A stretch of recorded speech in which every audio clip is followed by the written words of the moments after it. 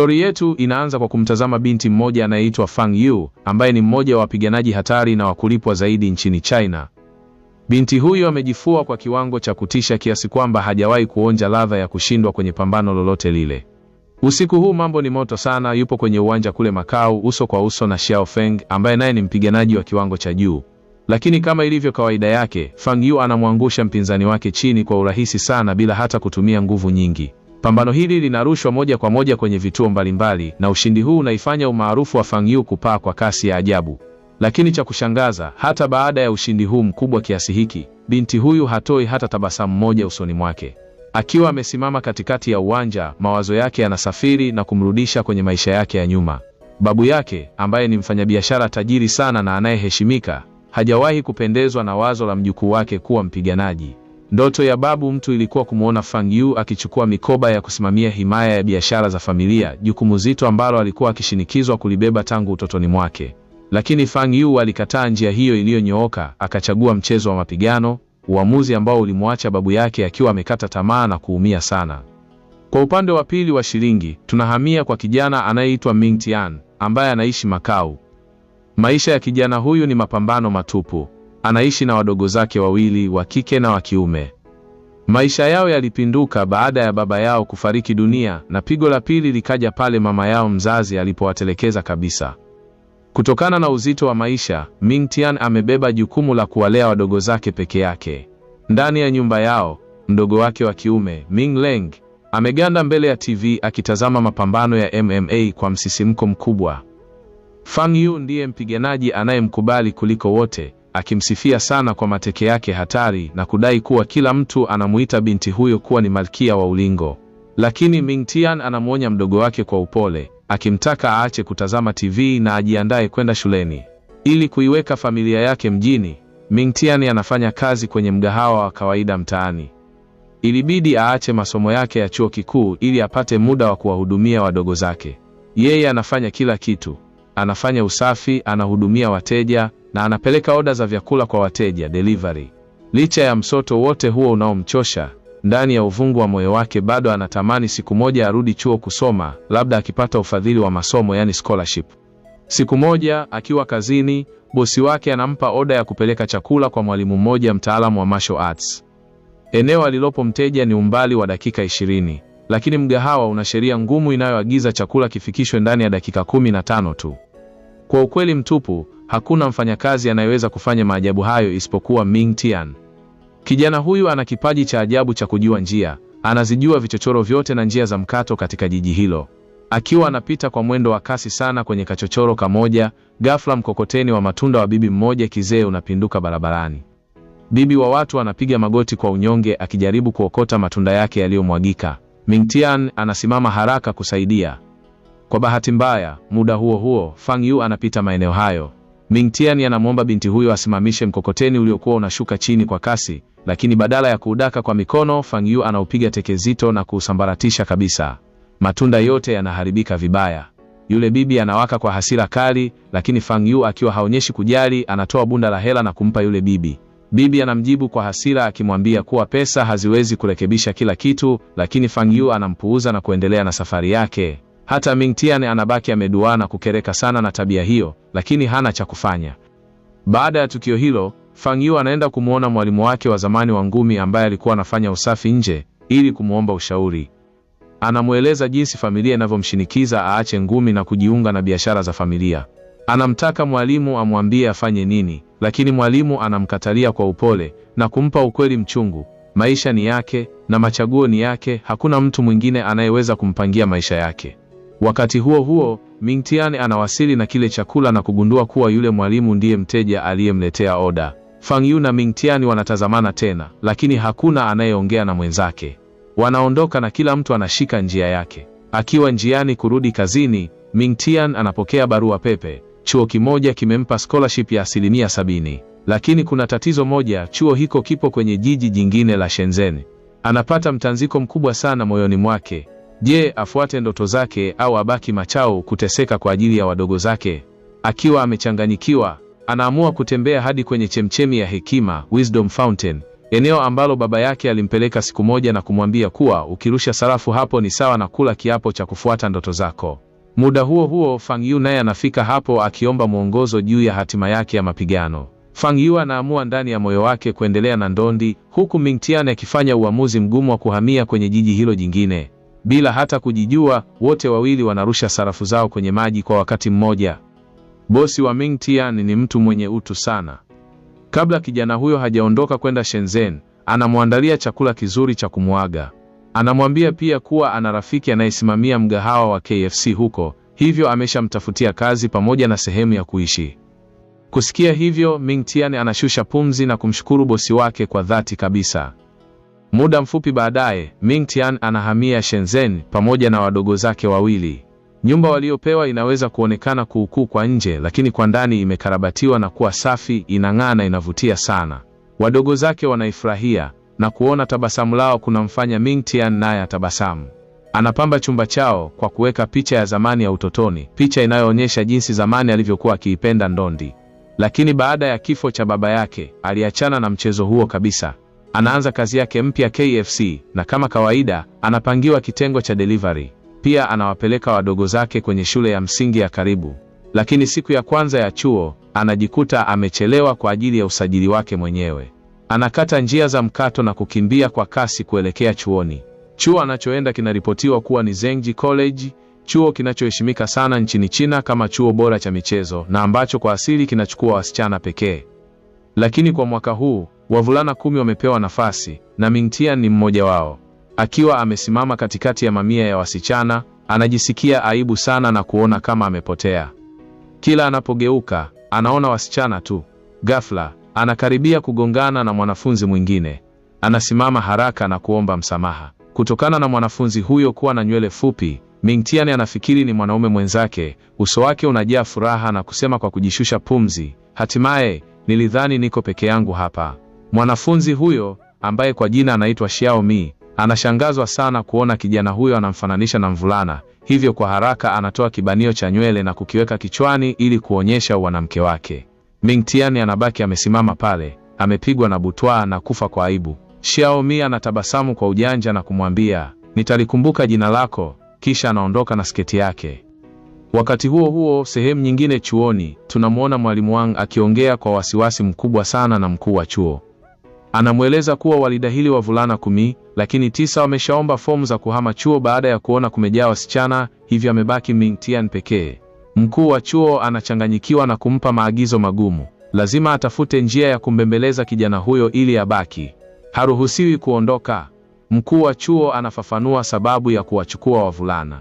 Anamwambia kwa miaka 42, chuo chao kimezalisha wanawake shupavu wa mapigano, ambao wameshinda mataji 47 ya jiji na mataji 8 ya taifa ya mapigano. Lakini walisahau kitu kimoja muhimu, wanawake hawa siku moja wataolewa, hivyo wanapaswa kujifunza jinsi ya kuwasiliana na kuishi kwa amani na wanaume. Chuoni hapa elimu inathaminiwa, lakini sanaa ya mapigano na nidhamu ndiyo kila kitu. Mkuu wa chuo anatuma tangazo kwa wanafunzi wote kumwagiza Ming Tian afikishwe ofisini kwake. Haraka sana, kizaazaa kinaibuka. Wasichana wote wanashikwa na kiwewe na kumkimbilia Ming Tian kutoka kila upande, wakimsifia kwa muonekano wake mzuri na kumzuia njia, kila mmoja akitaka kujitolea kumsindikiza. Ming Tian hataki msaada wao na kwa kweli anahitaji tu hewa na nafasi. Ghafla binti mmoja anayeitwa Song anajitokeza. Anawafukuza wasichana wengine na kusisitiza kuwa yeye ndiye atakayemsindikiza Ming Tian kwa mkuu wa chuo.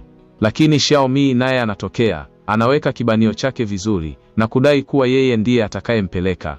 Song anamwambia Xiao Mi asiwe na haraka na amwambie ajitazame kwanza kwani ana muonekano wa kibabe. Xiao Mi anakasirishwa na kauli hiyo na wasichana hawa wawili wanaanza kugombana pale pale. Ming Tian ambaye hataki drama hizi, anawapiga search kwa kujifanya mkuu wa chuo yupo nyuma yao, kisha wanapogeuka anatoroka kimya kimya kuelekea uwanjani. Lakini anapofika tu nje uwanjani, macho yake yanatua kwa Fang Yu. Anamtambua haraka sana, akimkumbuka kama yule binti jeuri wa Makao. Hata hivyo, Fang Yu hamkumbuki kijana huyo hata kidogo. Anapita karibu yake, lakini ghafla anapogeuka, begi lake linampiga Ming Tian na kumchubua mkononi. Fang Yu, kwa tabia ile ile ya dharau, anatoa pesa na kumpa Ming Tian akimwambia akajitibu jeraha hilo. Kijana wetu anawaka kwa hasira sana na kiburi hiki. Anamwambia wazi kuwa badala ya kutoa pesa, neno rahisi tu la samahani lingetosha kabisa. Anazirusha zile pesa na kumrudishia. Lakini kwa Fang Yu pesa zina thamani kuliko msamaha. Anamgeukia na kumwambia, samahani hairekebishi chochote. Dunia hii inaendeshwa na pesa. Kisha anaondoka zake. Ming Tian anasonya na kumuita katili, monster. Neno hilo linamchoma Fang Yu moja kwa moja kwenye moyo. Anageuka kwa hasira na kumsogelea akiwa tayari kumtandika ngumi, lakini anajizuia sekunde ya mwisho, kisha anaondoka kimya kimya. Lakini kwa ndani anajisikia vibaya sana. Kumbe ukweli ni kwamba siku ile kule Makao, wakati mkokoteni wa yule bibi unateremka chini, kuna mtoto mdogo alisimama mbele yake. Fang Yu alipiga teke ule mkokoteni ili tu kumuokoa mtoto yule. Nia yake ilikuwa njema, lakini Ming Tian wala yule bibi hawakuweza kujua ukweli huu. Baadaye darasani, Ming Tian amekaa kimya katikati ya wasichana, akijaribu kuzingatia masomo, lakini wasichana wote darasani wanamkodolea macho bila aibu. Anapogeuka na kuwatazama, wote kwa pamoja wanakwepa macho yake na kujifanya wapo bize. Anaanza kujiuliza kama kweli walikuwa wakimtazama au ni macho yake tu yanamsumbua. Kwingineko, kwenye mgahawa wa jirani wa tambi, kuna kijana anaitwa San Hao ambaye anamsaidia mama yake kwenye biashara. Vijana wawili wahuni wanaingia na kuanza kufanya fujo wakilalamikia tambi zao. Mama yake San Hao anamuomba mwanaye asipigane. Anajua wazi jinsi mwanaye anavyoweza kuwa hatari akikasirika. San Hao anajaribu kuwa mtulivu na kuwaambia wahuni hao kama wanataka kupigana wanaweza kupanga siku nyingine nje. Wale wahuni wanaanza kuondoka, lakini kabla hawajatoka, mmoja wao anampiga teke mbwa mdogo aliyekuwa mlangoni. Macho ya San Hao yanapanuka kwa hasira. Yeye anawapenda wanyama kwa dhati na hawezi kuvumilia mtu yoyote anayewaumiza. Mama yake anapoona moto huo machoni mwa mwanae, ananong'ona, sasa hawa wamekwisha. Kwenye klabu ya ndondi, Xiaomi na Fang Yu wanafanya mazoezi. Wao ni marafiki wa karibu wanaopenda mapigano. Lakini leo, Fang Yu hayupo vizuri, anaonekana ana mawazo.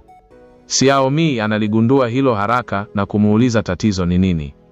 Fang Yu anavuta pumzi na kumwambia, yule kijana Ming Tian, tumegombana leo. Ameniita katili, monster.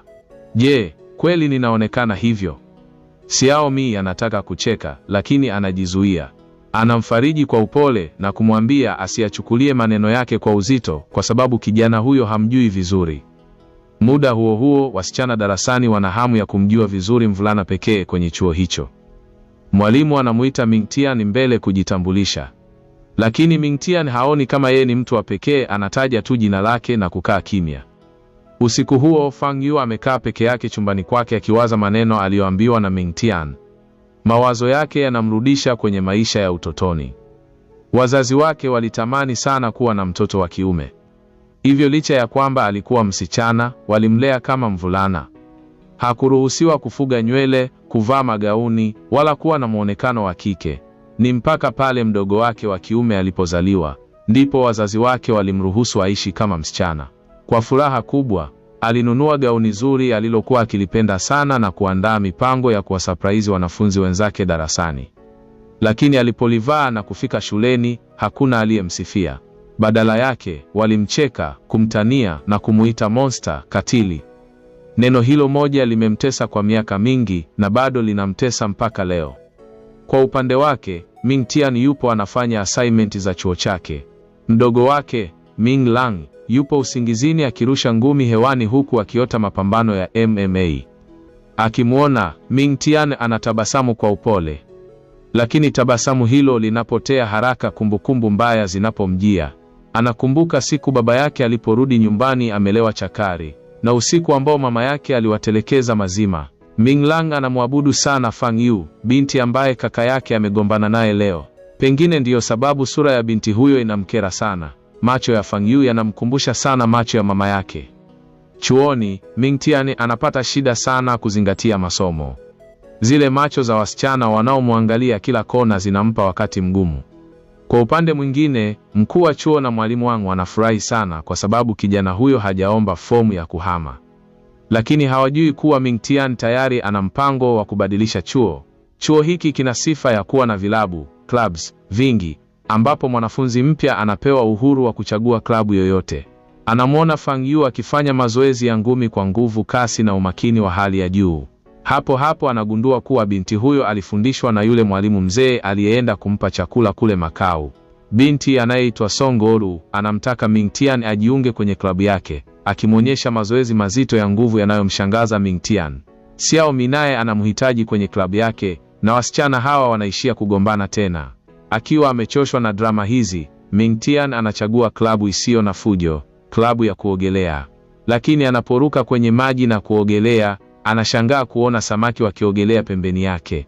Bwawa lile limegeuzwa kuwa hifadhi ya kiikolojia kwa samaki na klabu ilishafungwa siku nyingi. Hapa ndipo Ming Tian anakata tamaa mazima na kuamua kuhama. Mwalimu Wang anajaribu kumzuia, lakini Ming Tian anapokataa, mwalimu anashusha pumzi na kumwambia ni sawa. Anamweleza kuwa mchakato wa kuhama ni rahisi, ajaze fomu na aitumbukize kwenye kisanduku rasmi.